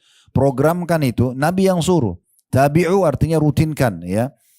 فَإِنَّهُمَا يَنْفِيَانِ الْفَقْرَ وَالذُّنُوبِ. Karena keduanya, haji dan umrah, akan mengikis habis. Ya. Kefakiran atau kesusahan hidup. Kemiskinan dan dosa-dosa. Kama yanfirul kiru khabathal hadidi wa dhahabi wal fiddah. Sebagaimana buapan api. Tiupan api ya, pandai besi itu kalau dia mau bersihkan karat dari besi, dari emas, dari perak kan dia tiup tuh apinya pakai alat. Tiupan apinya itu buapan api, bagaimana menghilangkan karat, begitu juga umrah dan haji membersihkan kemiskinan dan dosa-dosa ya. Walaysa lil hajjatil mabrurati thawabun illal jannah. Tidak ada balasan haji yang mabrur kecuali surga. Nah, pahala haji kita bisa dapat dengan umrah di bulan Ramadan. Jadi 1 bulan penuh bisa ibu pilih. Saya sibuk sekali Ustaz. Sekarang program travel bisa ibu kalau mau berangkat hari ini pulang besok bisa. Berangkat Sabtu pulang Ahad bisa. Sangat mudah gitu kan. Biasa kami tawarkan begitu di travel sama jemaah. Mau berangkat sibuk sekali. Berangkat Jumat pulang Sabtu. Berangkat Sabtu pulang Ahad. Mudah sekali. Ambil pesawat. Biasanya ada Garuda pagi jam 9 pagi kalau nggak salah. Tiba sana tuh masih jam 5 sore. Karena mereka mundur 4 jam. Langsung masuk Mekah umrah. Nginap sehari, besok sudah bisa pulang. Artinya tidak ada alasan di masa kita sekarang untuk tidak meraih keutamaan ini, gitu kan? Besar sekali. Kalau masa dulu susah, orang naik unta, orang mungkin lupakanlah unta. Masa-masa mungkin tahun 1900-an orang masih pakai kapal laut, mungkin sebulan pergi, sebulan pulang, atau 2 bulan, itu lama banget. Sekarang tektokan bisa 9 jam pergi, ya. Kemudian bisa pulang lagi, kan itu mudah sekali. Yang ke-10, ini juga tidak dimiliki kecuali bulan Ramadan, yaitu adanya malam Lailatul Qadar. Lebih baik daripada 1000 bulan. Nggak ada di bulan lain ini, hanya bulan Ramadan. Kita sudah tahu tentang masalah itu. Ya. Allah berfirman dalam surah Al-Qadar, namanya surah Al-Qadar, surah nomor 97 ayat 1 sampai ayat 3, yang bunyinya Inna anzalnahu fi Lailatul Qadar. Sungguhnya kami turunkan Al-Quran benar-benar pada malam kemuliaan. Itulah Al-Qadar tadi ya. Wa ma adraka ma Lailatul Qadar? Apakah kamu atau apa yang kamu ketahui tentang malam kemuliaan itu? Lailatul Qadri khairun min alfi syahr. Malam kemuliaan itu lebih baik daripada 1000 bulan. Nanti akan kita maknakan itu ya. Dalam ayat yang lain Allah menyebutkan dalam surah Ad-Dukhan, surah nomor 44 ayat 3 yang bunyinya Inna anzalnahu fi lailatin mubarakah inna kunna munzirin. Sesungguhnya kami benar-benar menurunkan Al-Quran pada satu malam yang diberkahi. Itulah malam Al-Qadr. Dan sungguhnya kamilah yang memberi peringatan. Nah, di sini orang banyak melalaikan masalah ini. Ya. Oleh karena itu saya ingin berbagi. Ya, ibu-ibu kalau mau beli pakaian, baju lebaran dari sekarang. Jangan akhir Ramadan. Ya. Akhir Ramadan itu malam-malam ganjil, malam Lailatul Qadar, bukan di mall, bukan di pasar, gitu kan. Tapi dipersiapkan dari sekarang. Sekarang tukang jahit masih kosong orderannya, masih bisa milih, banyak waktunya. Jangan masuk Ramadan, mulai 1 Ramadan udah selesai urusannya nih. Ya, semua sudah siap. Ya, sebagaimana ibu belanja untuk kebutuhan 1 bulan makan, sahur, buka puasa, nah sama pakaiannya segala macam. Jadi dari sekarang dipersiapkan gitu ya. Itu lebih baik. Karena kadang-kadang kita di Indonesia ini sayangnya awal Ramadan ramai masjid.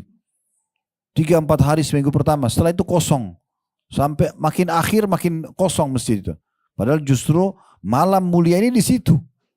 Malam mulia itu di situ. Dan apa kata Nabi SAW tentang menghidupkan malamnya Lailatul Qadar? Man qama Lailatul Qadri imanan wa ihtisaba, ghufira lahu ma taqaddama min dzambi. Siapa yang mendirikan malam Lailatul Qadar dengan keimanan dan mengharapkan pahalanya, maka dibersihkan dosa-dosanya yang lalu. Dan kata Nabi SAW, ini tentunya hadis yang masyhur, ya diriwayatkan oleh Bukhari. Dalam riwayat Bukhari yang lain kata Nabi SAW, taharru Lailatul Qadri fil witri minal ashril awakhir min Ramadan. Kejar Lailatul Qadar itu di malam-malam ganjil dan 10 malam terakhir di bulan Ramadan. Apa maknanya 1000 bulan? Kalau kita hitung ini supaya lebih mudah difahami, 1000 bulan mungkin agak sulit orang faham. 1000 bulan itu Bu sama dengan 83 tahun plus 4 bulan. Maknanya, rinciannya, kalau ibu baca subhanallah sekali aja, pas Lailatul Qadar, sama dengan pahalanya subhanallah 1000 bulan. 83 per 4 bulan. Sedekah 1000 rupiah sama dengan sedekah 1000 bulan. Sholat malam sama dengan 1000 bulan. Terus begitu. Semuanya dilipat gandakan seperti 1000 bulan. Ini enggak ada kecuali di Ramadan. Maka maksimalkan. Justru 10 terakhir Ramadan itu Nabi SAW lebih menguatkan ikatan sarung beliau dan membangunkan istrinya untuk sholat malam bersama-sama. Jadi kalau malam-malam lain tidak seperti itu, tapi malam 10 terakhir luar biasa. Sampai ada hukum i'tikaf di masjid dan seterusnya. Maka ini dimaksimalkan ya. Ini juga kalau kita korelasikan dengan tadi umroh Ramadan, kalau ibu bisa ambil yang akhir Ramadan itu lebih tepat lagi. Sehingga bisa mengejar di malam-malam ganjil itu. Yang ke-11 ya, ini bulan pelipat gandaan pahala. Kita bisa melipat gandakan tambahan pahala. Artinya kalau puasa Ramadan kita bisa dapatkan 30 hari pahala puasa kalau dia 30 hari ya. Kita masih bisa mendapatkan pahala lebih dari itu. Ya, misalnya kita mau 60 pahala, 90 pahala, kelipatan 30 lah ya, karena 30 hari Ramadan. Bagaimana caranya? Dengan membuka puasakan orang. Gitu ya. Ini selalu kita kejar, buka puasakan orang. Ibu walaupun maaf lagi haid, tetap bisa raih pahala ini. Ya, menyiapkan mungkin buka puasa buat suami atau masjid dekat rumah gitu ya.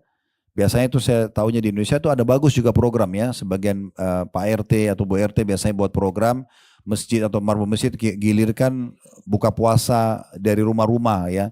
Tapi ada sebagian keluarga yang unik nih. Begitu tiba gilirannya dia masih tanya, oh sudah giliran saya ya. Seakan-akan dia heran kenapa gilirannya tiba.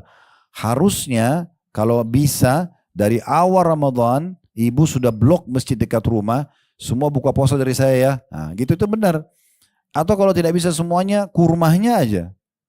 Kalau tidak bisa air mineral. Ini sering saya sampaikan kalau mau Ramadan. Air mineral itu kan 1 dus isinya 48 gelas ya. Antara 25.000 sampai 20.000 sampai 30.000 saja harganya. Kalau kita bisa nyumbang 1 hari 1 dus air mineral saja, misal. Dan itu dikasih 1 orang, kalau Ramadan kan orang semua buka puasa di masjid. Maka diminum oleh 48 orang. Artinya hari itu kita dapat 49 puasa. Kita satu dengan 48 orang lain.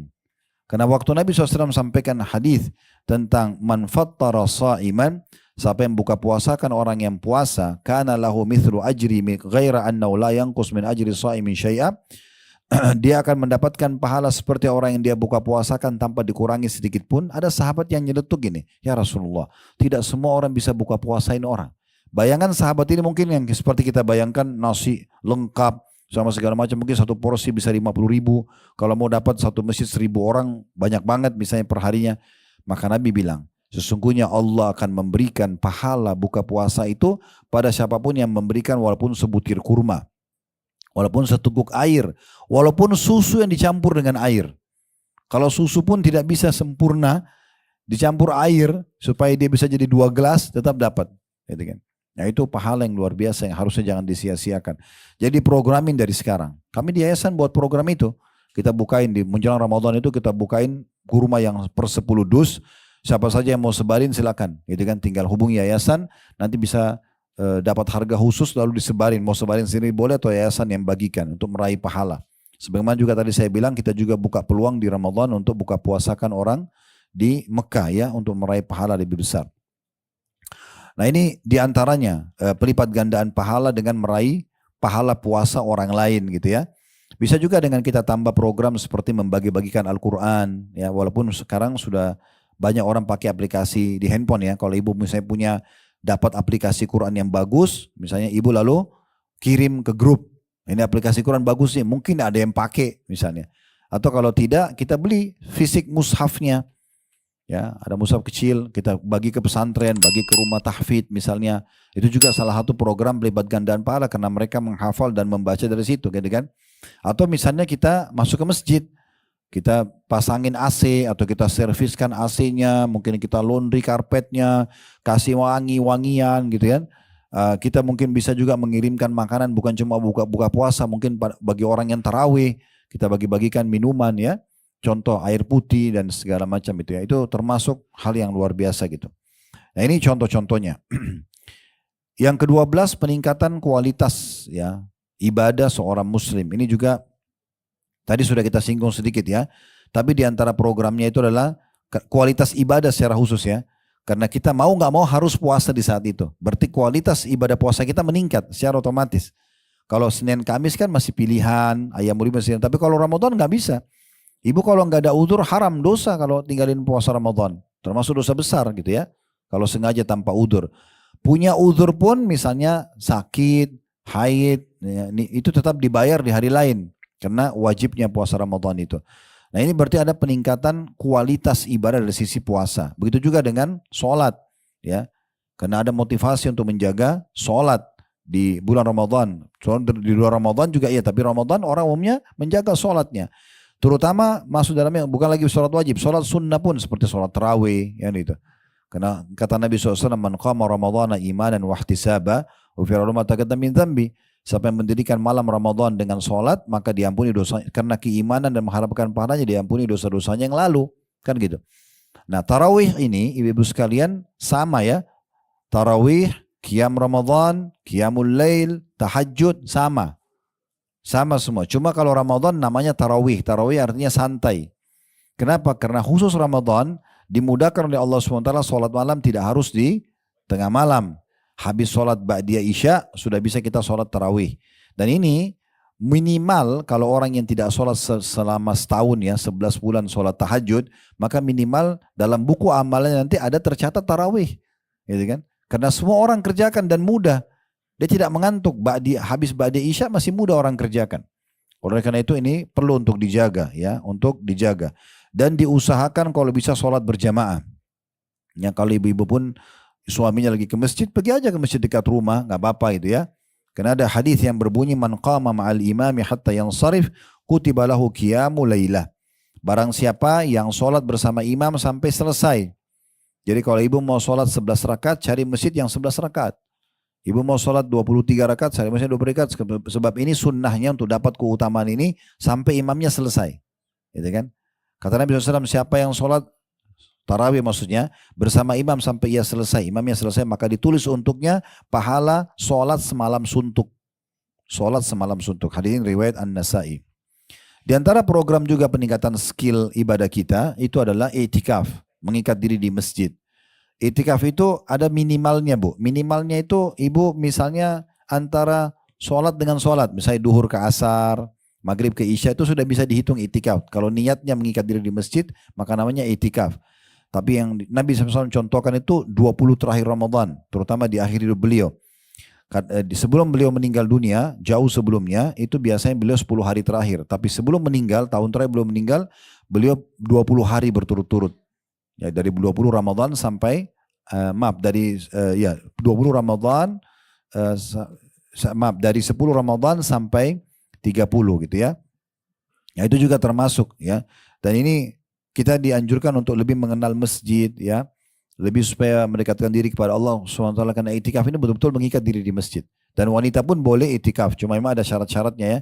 Kalau dia masih gadis izin walinya, tidak boleh keluar kota, di masjid itu aman, tertutup ya, sehingga wanita itu kan bolak-balik kamar mandi, ya tidur di situ tidak tersingkap auratnya segala macam. Ada sebagian masjid memang menyiapkan itu ya. Maka itu juga bagus. Di antaranya juga adalah membaca Al-Quran tadi. Ini juga termasuk peningkatan skill. Karena kita mau tidak mau otomatis kita akan belajar Al-Quran sebagaimana tadi keutamannya. Selalu juga bisa sedekah. Dan sedekah di bulan Ramadan pahalanya lebih besar daripada di luar Ramadan. Ya. Karena sedekah di Ramadan itu lebih afdal daripada waktu-waktu yang lain. Ya. Bisa dengan sedekah secara umum, memberikan pakaian, makanan, apakah juga tadi membuka puasakan orang, intinya itu semua peningkatan skill ibadah kita. Yang yang 13, bulan pengaturan waktu. Ini juga bagaimana kita diajar oleh Allah SWT melalui Ramadan ini kita bisa memanage waktu kita lebih rapi gitu ya. Kapan kita ibadah, kapan kita aktivitas secara umum, itu Ramadan melatih kita untuk itu ya. Bahkan kita lebih bisa memahami keberkahan waktu dengan Ramadan. Karena tidak terlalu banyak aktivitas yang berhubungan dengan dunia ya. Dan Ramadan juga bukan bulan untuk bermalas-malasan. Justru pada saat kita sedang tidak makan, lagi puasa, itu justru sangat bagus ya. Pembakaran hasil makanan itu pun yang masih ada di perut kita atau tubuh kita itu maksimal. Maka itu juga sangat bagus untuk kita lakukan. Ini semua termasuk memanage sebenarnya, tapi lebih kepada memanage waktu. Jadi kita tidur kapan, kita ibadah kapan, semua termanage dengan rapi. Kemudian yang ke-14, bulan peredam syahwat. Karena di bulan Ramadan juga ini otomatis kita dilatih untuk terbiasa meredam syahwat kita. Suami istri aja nggak boleh berhubungan biologis kalau di tengah hari Ramadan. Apalagi yang bukan suami istri gitu kan. Berarti dilatih untuk terbiasa bisa mengontrol itu. Makan dan minum tadinya halal ya untuk kita. Tetapi di masa puasa kita kontrol. Nggak boleh makan dulu. Ini kan berarti ada satu pendidikan yang Allah SWT berikan kepada kita untuk bisa meredam syahwat tersebut ya. Dan juga Nabi SAW mengatakan dalam hadis riwayat Bukhari, "Idza asbaha ahadukum yawman sha'ima fala yarfuth wala yajhal." Barang siapa di antara kalian yang tiba di pagi hari dalam kondisi berpuasa, maka jangan dia berkata jorok.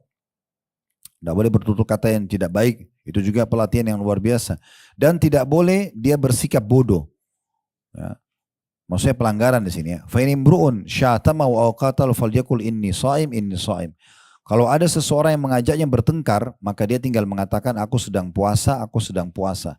Ini berarti memang ada ya peredam syahwat dan hal-hal yang bisa membawa pada pelanggaran. Emosi pun kita disuruh untuk mengontrol. Dan ini adalah keutamaan yang ke-15. Bulan peredam emosi. Biasanya emosi itu ya sikap-sikap dan karakter terbentuk juga dari makanan Bapak Ibu sekalian ya. Jadi kalau orang misalnya ibu 2 hari puasa misalnya atau 3 hari puasa, bedakan karakter kita dan bawaan kita dengan kalau tadi sebelumnya kita nggak puasa, kita makan terus, itu ada pengaruhnya ya. Jadi kadang-kadang kalau ibu misalnya 2 hari puasa atau ayam lebih 3 hari puasa, terus tiba-tiba merasa kok saya lebih tenang ya, saya tidak lebih emosional, itu memang kena pengaruh makanan yang tidak banyak masuk. Itu pengaruhnya besar sekali. Sementara memang banyak penyebab penyakit-penyakit berat seperti stroke, ya, darah tinggi, itu kan emosi. Makanya waktu seorang datang kepada Nabi SAW mengatakan, ya Rasulullah wasiatkan saya, maksudnya supaya saya bisa bahagia, tentram hidup, gak punya masalah sama orang, la taghdab, jangan kau emosional. Apalagi ya Rasulullah, la taghdab, sampai 3 kali. Apalagi ya Rasulullah, la taghdab, jangan kau emosi. Nah dalam hadis lain, la taghdab walakal jannah, jangan kau emosi maka bagimu surga. Yang ke-16, bulan kepedulian. Bagaimana kita dilatih bulan Ramadan peduli dengan orang. Karena dengan Ramadan kita jadi tahu kalau yang selama ini kita kaya selalu melimpah-limpah makanan dan minuman. Ramadan karena kita harus puasa sebulan kita terlatih untuk merasakan bagaimana susahnya orang kalau lapar dan haus. Sebenarnya itu memunculkan kepedulian. Ya. Oleh karena itu kalau di akhir Ramadan kita disuruh zakat fitrah sebelum sholat id, itu tujuannya. Kata Nabi SAW dalam hadis ya, yang diriwayatkan oleh Abu Daud, Ibnu Abbas berkata, farada Rasulullah SAW zakat al-fitr. Rasulullah SAW mewajibkan zakat fitrah, tuhratun lis-shaimi minal lagwi war rafathi wa tu'matan lil masakin. Ya, untuk mensucikan orang yang puasa tadi dari perkara sia-sia, mungkin selama puasa ada hal yang salah dia lakukan atau perbuatan keji, dan sekaligus untuk memberi makan kepada orang-orang miskin. Man addaha qabla salati fahiya zakatum makbulah. Sampai mengeluarkan sebelum salat Idul Fitri, maka dia zakat yang diterima. Wa man addaha ba'da salati fahiya shadaqatun minas shadaqat. Sampai mengeluarkan zakat, niat zakat fitrahnya itu setelah sholat id, maka itu terhitung sedekah secara umum. Jadi ibu harus memberikan zakat fitrahnya jauh sebelum sholat id, ya. Biasanya sosial banyak terima, ya. Akhir Ramadan sudah ibu keluarkan. Nah, itu cara hitungnya zakat fitrah semua kena, termasuk janin kalau sudah 4 bulan di perut, ya, sudah bernyawa, itu juga ada zakat fitrahnya, ya. Orang sudah meninggal baru tidak ada, dan yang bertanggung jawab adalah kepala rumah tangga. Misalnya dia seorang laki-laki punya istri, punya 3 orang anak, lalu masih ada bayi juga di perut istrinya, sudah 4 bulan, maka dia mengeluarkan zakat fitrah buat dia, istri, dan berarti 4 anaknya, 3 anak tadi sama 1 janinnya. Dan itu dihitung kurang lebih 2,5 kilo. 2,5 kilo beras atau makanan pokok. Dan ini dikeluarkan dalam bentuk makanan pokok, ya. Yang ke-17, bulan pengaturan pola makan dan kesehatan. Mungkin kita bisa tutup dengan ini, ya. Jadi ini juga mengatur pola. Jadi kita sudah bisa mengatur pola yang baik, ya. Terutama mengatur makanan. Contoh misalnya hadis yang Nabi SAW yang berbunyi diriwayatkan oleh Abu Daud. Maaf, diriwayatkan oleh Imam Bukhari dan Muslim ini. La tazalu ummati bi khairin ma'ajjalul iftar wa akharus sahur. Manusia senantiasa atau umatku senantiasa dalam keadaan baik, sehat, ya, selama mereka menyegerakan buka puasa dan mengakhirkan sahur. Jadi termasuk pengaturan pola hidup yang sehat. Jadi ibu kalau azan maghrib jangan tunda lagi. Tetap langsung buka puasa, menyegerakan buka puasa. Dan sunnah Nabi SAW buka puasa dengan kurma dulu. Disebutkan dalam riwayat yang sahih Nabi SAW berbuka puasa dengan rutab, kurma basah. Kalau tidak ada baru tamarat, kurma-kurma yang kering. Ya. Kalau tidak ada baru beliau ambil hasawat minal ma' atau min ma'. Beberapa teguk dari air putih. Jadi walaupun kita haus banget, usahakan kunyah kurma dulu sedikit, ya. Kurma yang lembut, kita kunyah sedikit baru kita minum air, ya. Karena seperti itu urutannya dalam riwayat yang baru saya sebutkan tadi. Dan berdoa sebelum azan atau sementara buka puasa nanti baru, ya, setelah buka puasa baru berdoa. Dan jangan lupa doa kita selalu dengan tangan kanan dan baca bismillah saja. Lalu kita buka puasa. Setelah kita minum air, ya, baru kita baca dhahabadz dhama, telah hilang rasa haus dan dahaga. Wabtalatil uruq, telah basah semua urat-urat. Wa thabatal ajr insyaallah, dan tetaplah pahala itu, ya. Ini anjurannya para ulama dibaca justru setelah kita meneguk air karena memang sesuai dengan makna daripada hadis tadi. Dan kata Nabi SAW, dan juga mereka umatku masih selalu dalam keadaan sehat selama mereka mengakhirkan sahur. Jadi ibu makan sahur setengah jam sebelum subuh, gitu kan. Jadi kita justru makin dekat azan makin bagus karena akan membuat kita lebih tahan sampai buka puasa nanti. Walaupun sebenarnya yang perlu kita garis bawahi, hadis tadi yang saya bilang innamal a'malu binniyat, ya, semua sesuai dengan niatnya. Kalau ibu misalnya sahur lalu ibu berpikir gitu, ya, dan ibu dalam hati tersirat, ya saya jam 11 sebentar lapar gak sih? Nanti jadi lapar benar. Karena dia niatnya sampai jam 11 gitu, ya. Tapi kalau dia niatnya insya Allah saya akan bisa tahan sampai buka puasa. Sampai buka puasa pun berapa kali mungkin diantara kita rasakan. Saya sering rasakan. Cuma makan kurma 2-3 butir, minum air, sholat. Sampai habis terawih kadang-kadang baru makan. Oke-oke saja karena memang niatnya seperti itu. Karena memang niatnya seperti itu. Allahu a'lam. Kalau tadi hadis yang menyebutkan tentang Nabi SAW buka puasa dengan rutabat, ya, beberapa kurma yang basah, kemudian kalau tidak ada baru kemudian tumairat atau kurma-kurma yang kering. Kalau tidak ada baru kemudian tegukan-tegukan air, itu hadis yang diriwayatkan oleh Abu Daud. Allahu a'lam. Ini bahasan kita. Jadi kalau kita simpulkan sebenarnya untuk termotivasi mengerjakan sebuah ibadah adalah kita mengetahui keutamaan dari ibadah tersebut, dan karena kita ingin tahu amalan apa yang kita kerjakan sebelum Ramadan, justru ini yang kita lakukan. Kita belajar dan kembali mengingat kembali keutamanya supaya nanti kita sambut dengan baik dan kita bisa programin dari sekarang gitu ya. Alhamdulillah sudah kita selesaikan. Mudah-mudahan Allah SWT menerima semua hajat-hajat dunia akhirat kita. Allah terima seluruh amal-amal saleh yang pernah kita kerjakan dan juga akan kita kerjakan dengan pahala yang sempurna. Semoga semua dosa kita juga dimaafkan dan ditutupi oleh Allah Subhanahu wa taala. Allah tinggikan derajat kita dan Allah mudahkan kita, dipanjangkan umurnya selalu dalam ketaatan kepada Allah Subhanahu wa taala. Allah berikan Ramadan yang banyak ke depannya, maksimal yang Allah berikan kepada hamba-hambanya, dan sebagaimana Allah satukan kita di majelis ini, Allah juga satukan kita di surga Firdausnya tanpa hisab di hari kiamat nanti. Allahumma amin. Wa sallallahu nabiyana Muhammadin wa alihi wasallam wa akhir da'wan alhamdulillahi rabbil alamin. Subhanakallahumma bihamdika asyhadu an la ilaha illa anta astaghfiruka wa atubu ilaik. Wassalamualaikum warahmatullahi wabarakatuh.